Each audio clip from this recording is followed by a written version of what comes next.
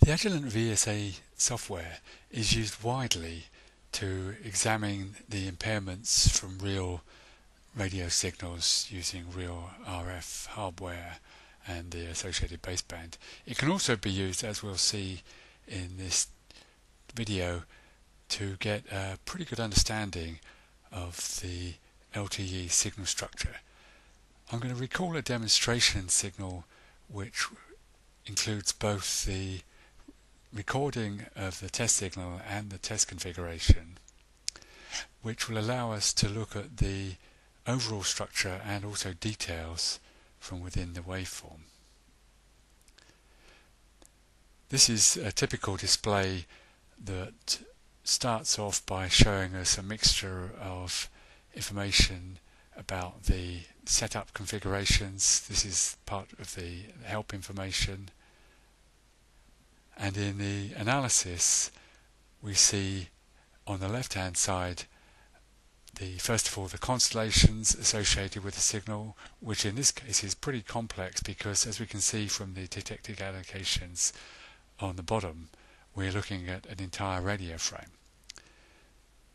We can also see the impairments associated with this signal. In fact, in this case, it's a pretty clean signal, and those impairments are listed according to the constituent of the signal in the bottom right here. If we focus in on just the information about the structure of the signal, in fact we can go all the way to look at just the allocations. We can see in this downlink signal it's pretty heavily loaded. We've got a mixture of the usual structure or expected structure, for example the reference signals and the secondary and primary sync signals, the broadcast signal, as well as a mixture of modulations for the traffic. As one particular example, we can zoom in to look at what's actually happening in the case of the primary and secondary sync, because with an uneven number of resource blocks, as we have in the 5 MHz case, there can be questions about what happens in order to center those allocations, and we can see the individual subcarriers used here and how it is that there's actually a gap. We don't have to look at the whole frame.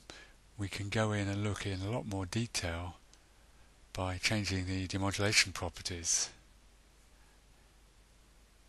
So this is a common configuration window where what we'll do now, instead of looking at a 20 slot interval, is look at one slot at a time. If we go back and set the scale to see the entire frequency range, we can now step through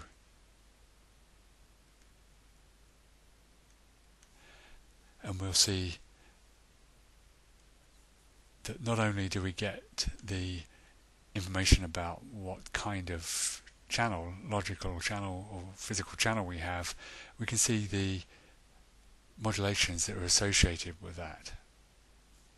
And these definitely vary during the course of the signal. So for example, in this case we have this rather strange Zadov-Chu structure, which we can examine in further detail by choosing which signals to look at one at a time. So although the signal still has all the components, we can do the analysis just looking one at a time. For example, for the primary sync and the secondary sync, which uses BPSK.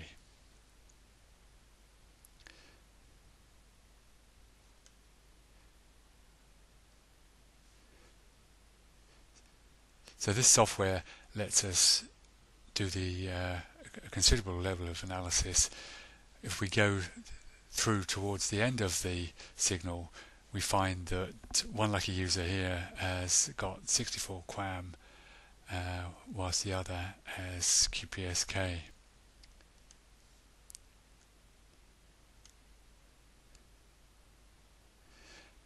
And finally, we also decode some information that's embedded within that signal, For example, down here we have the cell ID that's extracted automatically from the signal analysis.